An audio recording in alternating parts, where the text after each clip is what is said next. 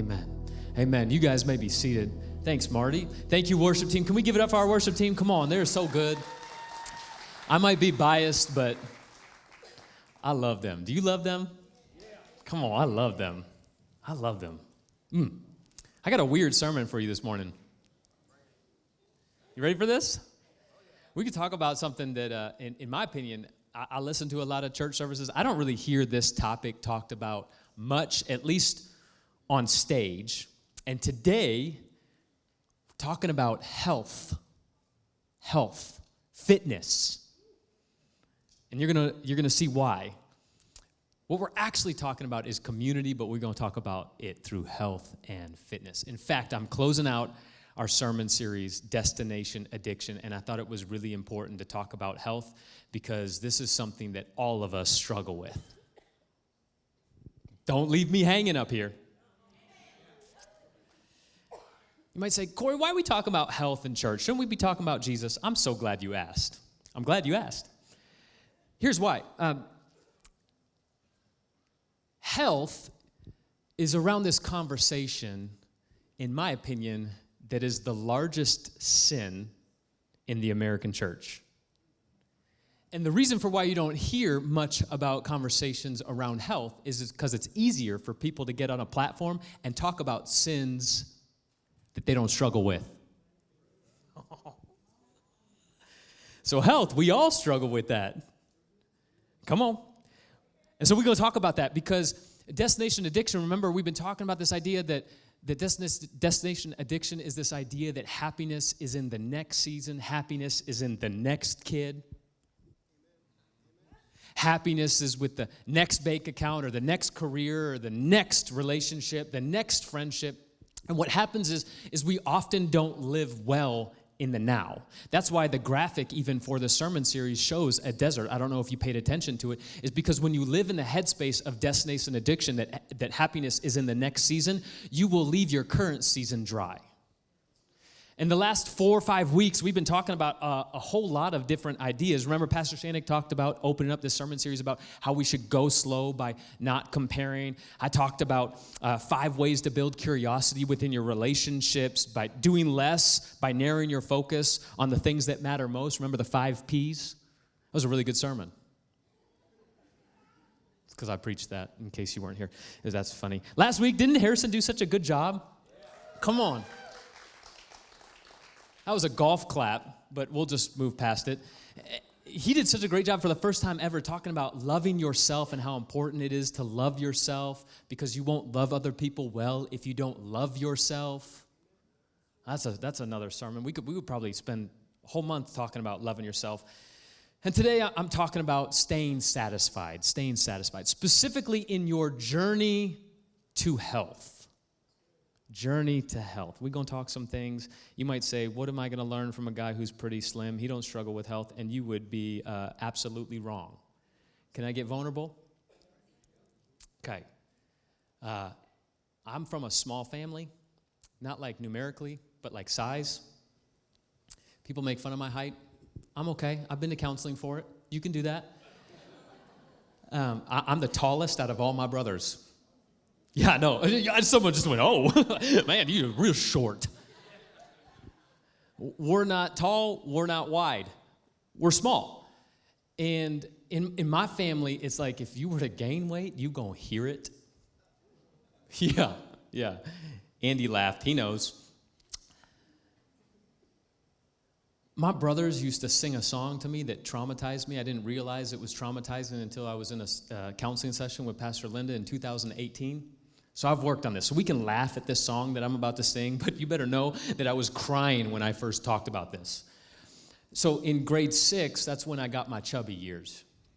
You know, the very formidable middle school age when your peers matter to you a lot. And I grew 9 inches from 8th grade to the start of 10th grade, so I ended up slimming out.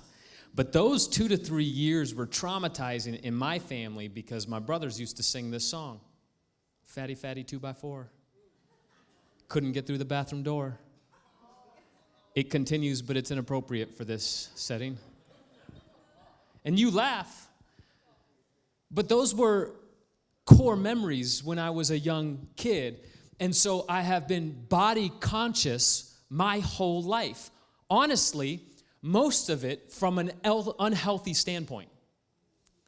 Because how I view myself has determined why I've become addicted to fitness and diet and sleep. And you might say those are good things to be addicted to. Well, not when I find my identity in it. And so I want you to know that I recognize that this topic is sensitive for all of us, regardless if you're satisfied with where you are currently. But I believe that physical fitness and diet and sleep matter to us spiritually because physical and mental health determine your spiritual health. If you're not happy with where you're at, even though you might be working on yourself, you're not going to love people very well. That's just facts. If you don't fall in love with yourself first, you're not going to love your spouse very well. And so I actually have this mantra that I created from that counseling session. I speak it over myself every single day. If you were to go to my workout space in my house, you would see this written on my whiteboard. It says this, and you can adopt it if you want. You can change it up to make it fit whatever narrative you have. But it starts off with this. I say this every single morning like a pledge of allegiance. Seriously, I do. Put my hand over my heart and I say, I love me. I am perfect and whole as I was created. I belong. I matter. I am not my body. I am not my accumulations. I am not my achievements. I am not my reputation. And I've been saying it over my life for 5 years now that has become a core reality for me. And when you love you, you can love others better. So let's talk about some health. I want to preface this. I'm a pastor. I think it's wrong when pastors stand up there and talk about things like they are doctors and nutritionists when they're not. I am not any of those things. I have done a lot of study on this conversation, but I'm not going to tell you what you should do. I'm going to challenge you around this idea of figuring out what works for you. Cool? We good? Can we talk about health in the church? Good, because I'm going to tell you that we're actually launching a 90-day fitness challenge today. You'll have a couple weeks to sign up. I'm going to give you some of that information at the end of this service here, and it's going to form some camaraderie. It's going to form some community because it's something about community that helps you actually achieve the things that you say you're going to do and commit to. And then we're going to have some massive prizes because as a church, we believe in physical health. Good? Some of you are like, oh, dang it, I came to church the wrong time for the month. How you think is ultimately how you live. People talk about the fact that people have heart problems. That's not true. You have a head problem because it can't get to your heart unless it filters through your head. And so what we have to do is we have to conquer the mind. And how you think about your situation matters. And how you think determines how you live. We often aren't satisfied because, if we're being honest, we often aren't disciplined. This is in any conversation. Finances, relationships, work, health. Success is not a surprise. It's not a surprise. And motivation often comes from action, not before. So let's talk about it. 3 things, and then I'm going to be done in like 15 minutes, less than that. Short sermons? You like that? I love that. Someone was crying for that. I love that. We got short sermons. I can preach real long. I'm just kidding. Number 1 is this. Fitness requires discipline. Duh. Okay? Obviously, some of these things are like duh things, right? Fitness requires discipline. When we live in the headspace of denial and excuses, we wait for deliverance and change in situations that require discipline and consistency. Let me tell you this. If you're going to commit to this challenge and if you're going to commit to 2023 being a better health year for you, regardless of whatever that is for you, again, you get to determine that. When you commit to something, don't break your word. Can I challenge you around that? Some of you would cut off some of the relationships you have with other people if they broke their word to you the way that you break your word to yourself. Fitness requires discipline. Fitness requires consistency. Some of us give up in this area because it's hard. But the reality is you get to choose your hard. You can choose the hard of pain right now in physical fitness, or you can choose the hard of having health issues later, right?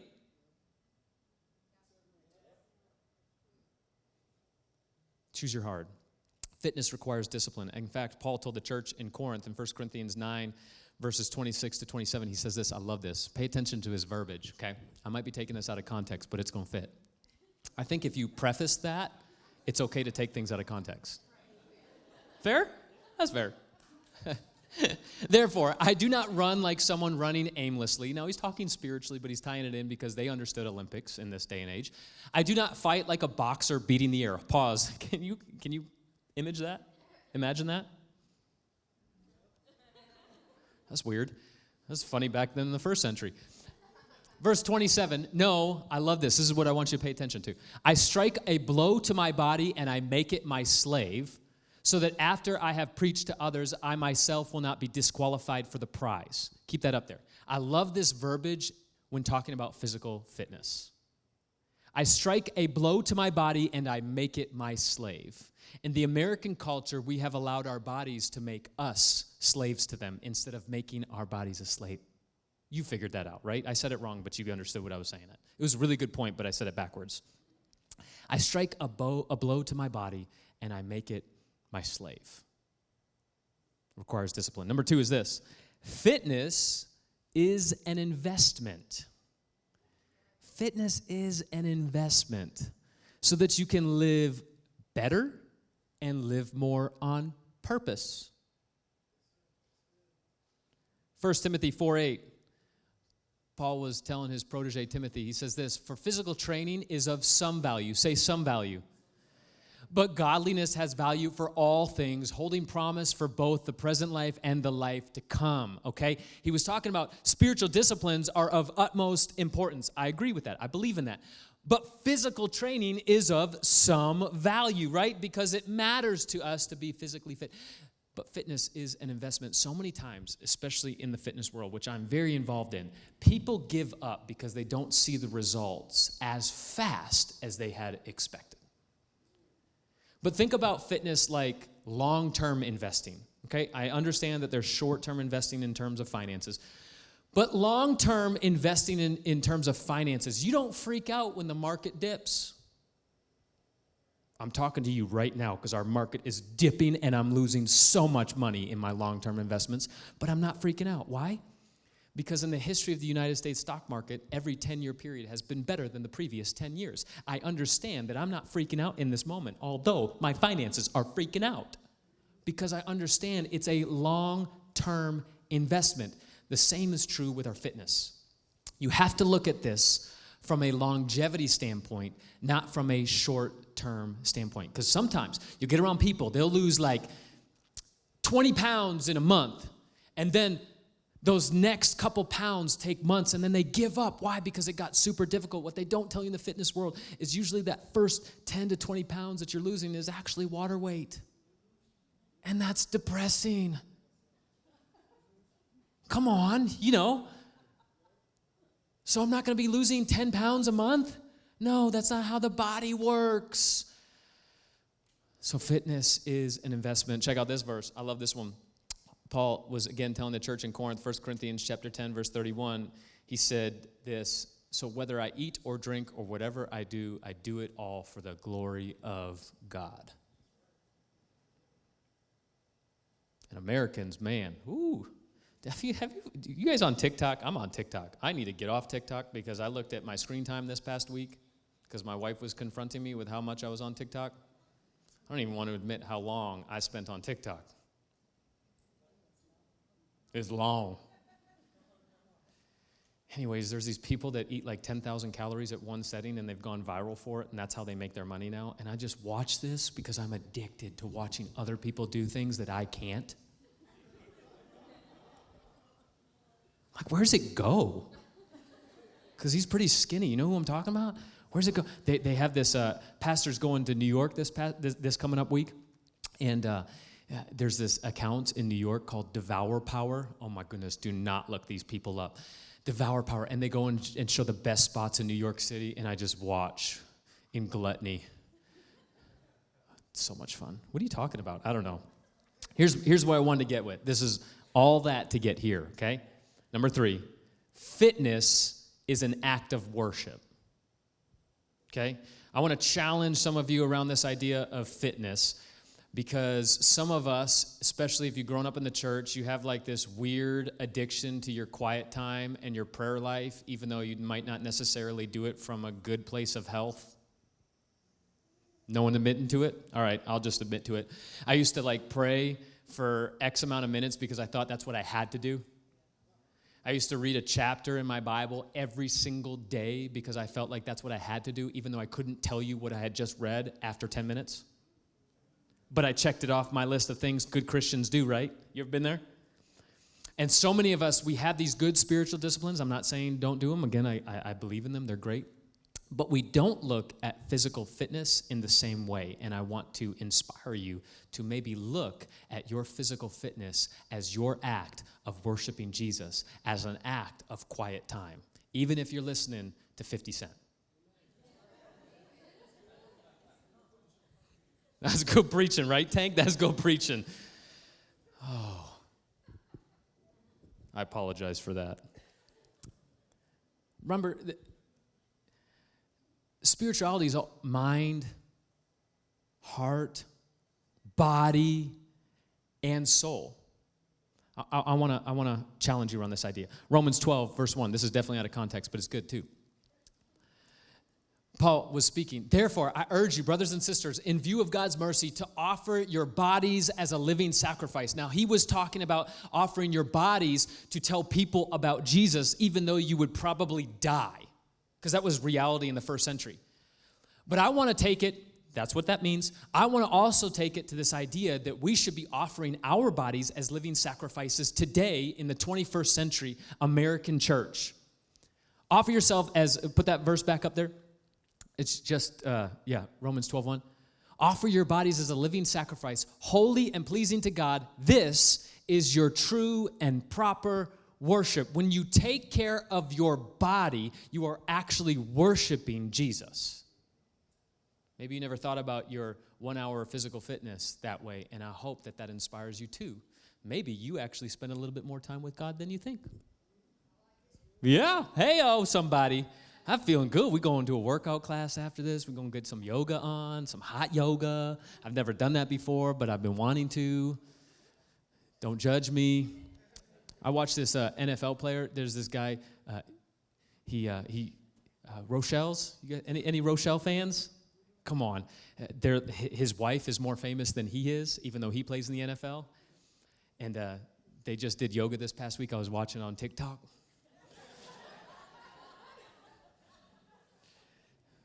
TikTok is an act of worship. No, it's not. I'm just kidding. Anyways, he admitted, this big 6'6", 200-something pound dude, he was like, yoga was one of the hardest workouts I've ever done. He's in the NFL, and he said yoga is one of the hardest workouts he's ever done. I ain't going to judge yoga until I do it. You ready to do yoga this week, babe? Oh, shut up. I do it. I know, get on my level. No, I wasn't ready. Your body is sacred, so we should cherish it. Here's this. This is one of my favorite verses. 1 Corinthians chapter 6, verses 18 and 19. Paul, again, was challenging the church around sexual immorality. That's why I'm going to take this out of context again, but I'm going to show you the context first. It says this: flee from sexual immorality. All other sins a person commits are outside the body, but whoever sins sexually sins against their own body. Do you not know that your bodies are temples of the Holy Spirit who is in you, whom you have received from God? You are not your own, okay? Now, the context of 1 Corinthians 6 is around sexual sin.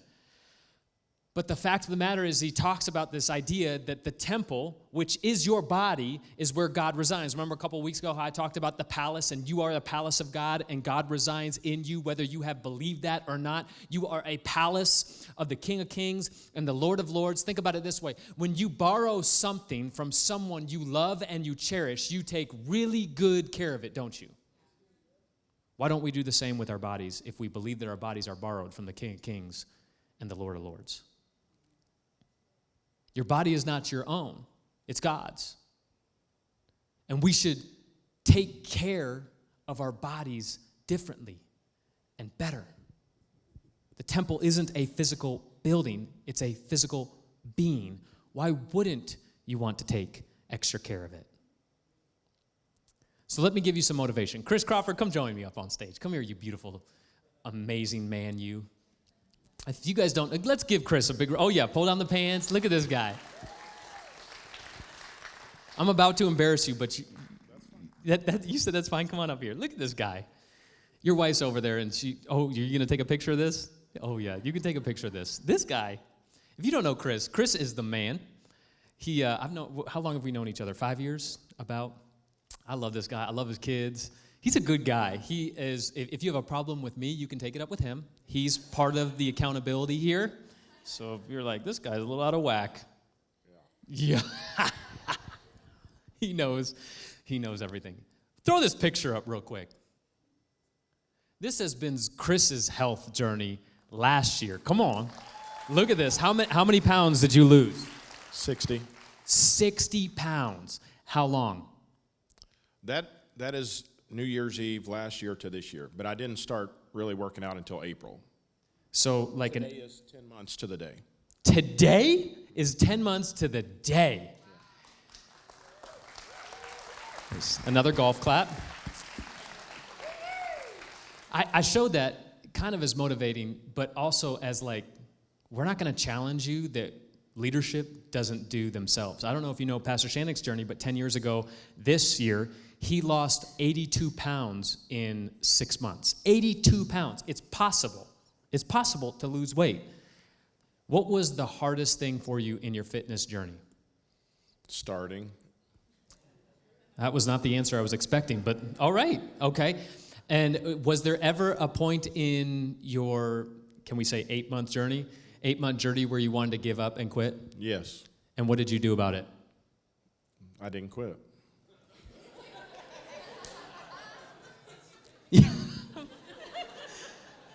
Yeah, but like, what was the thought process to not quitting? I think for me, accountability was huge. So I worked out with Pastor Shannick 3 days a week, and Blake, his brother-in-law, and there were times where the accountability alone was probably what kept me there. In the beginning, when you don't see results, it's just about following through and consistency and being self-disciplined, which I've tried many times in the past. My wife and family will tell you I've tried to lose weight multiple times, but it's never been able to stick because it wasn't the right mindset to begin with. That's good. That's good preaching. You got good preaching. Can I share this about you guys? Can I share about you nagging him all the time? Yeah. Okay. Good. Please do. You see how encouraging. My wife is defending you, Summer. She said that you were just encouraging, but I'm on Chris's side and I have the microphone. It was definitely nagging.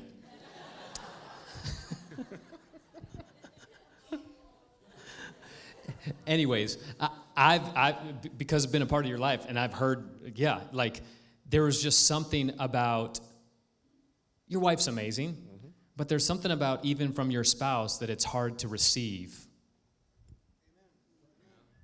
There's something about that accountability, and he finally got around the right people that helped motivate him. Not that his wife's not the right person, don't read into what I'm saying, but there's just something about that familiarity that is like, oh yeah, someday when. But once you get around the right people, man, it really empowers you. And remember a couple weeks ago when I talked about in the NBA, you get a defensive rebound and you have a new 24-second shot clock to get a shot up, and I tied that into how you get a new defensive rebound every morning. You get 24 hours. So many times around the fitness world, people give up because they had a bad day, or they give up because they ate the cheat meals for 3 days, and then they're like, well, today's another cheat day. Or you stopped working out, you didn't get what you wanted to do, and so you're off focus, and all of a sudden you give up. Well, today you get a new 24-second rebound. I was going to do something inappropriate to you, but I won't do that. Let's give it up for Chris. Good job. That's inspiring.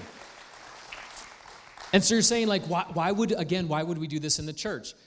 It's not just a fitness challenge. We are going to be doing a 90-day fitness challenge starting today, but it's not just a fitness challenge. What we're really doing is we're really giving you an opportunity to meet some people in this church, to get some accountability, to find some community, because it's really easy to find people while you're doing the thing that you hate the most together. Come on, that's funny. That's real. Most people hate exercise. They hate working out. They hate fitness. So here's what the challenge is, okay? We're going to do a 90-day fitness challenge as a church. You'll have 2 weeks to sign up. As you leave today, they're right on the welcome desk. And right there, I think, is the QR code. Although if you do the QR code to sign up, it doesn't work because we didn't check it out before we put it up there.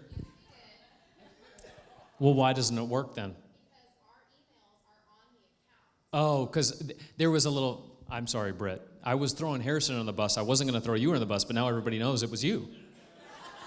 Just saying. Sometimes it doesn't help to speak up in church. It was a team effort. It was actually my fault because I was overseeing it and I didn't make sure it was good. So I'll take the blame for it. Anyways, there's a QR code you can take. It's got a little pamphlet. It's a 90-day challenge. We are ending the challenge May 7th. So you get that new fitness body right before Memorial Weekend. Hey, look at you. So it's a 90-day fitness challenge. We are going to be doing it by percentage, so body weight percentage. So some of you, it won't apply to you, but it doesn't mean don't do it, okay? Because fit people, this isn't for you, but this is to help you, maybe help some other people. And so it's a 90-day fitness challenge. The winning couple, so the couple that loses the most body weight percentage together is going to be getting a one-night local stay at an Airbnb that we know of. You're getting dinner at Brooklyn and the Butcher, and you're getting couples massages, all on us because we care about this.